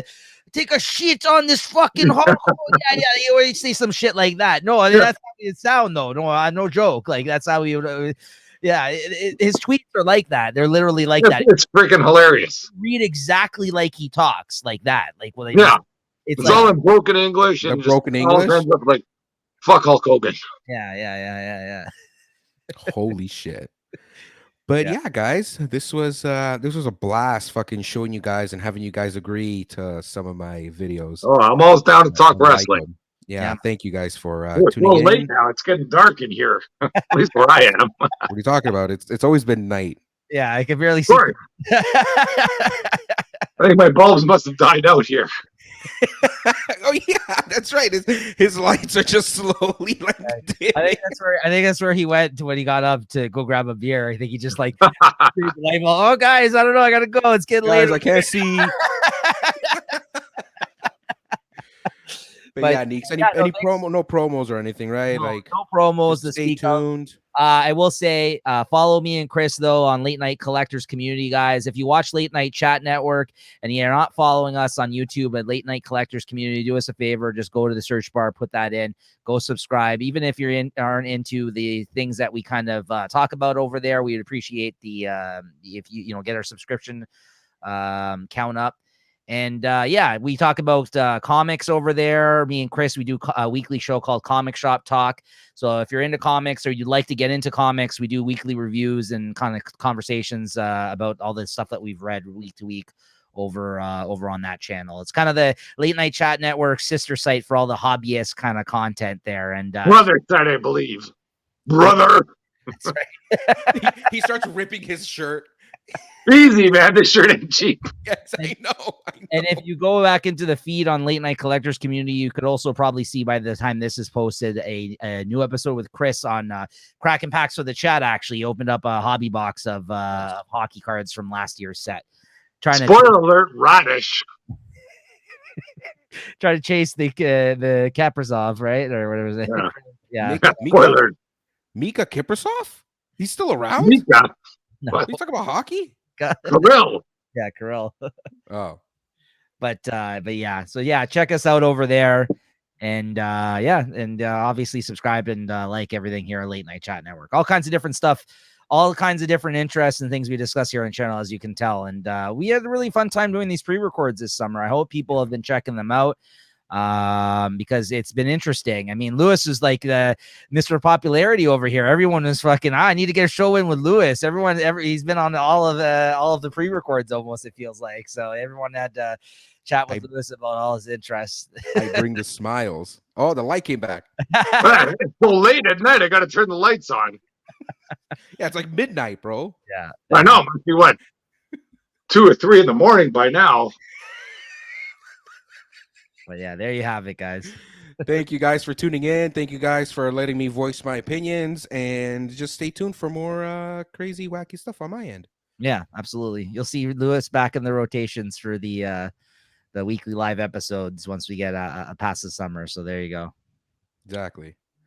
So what is our outro? What's the outro?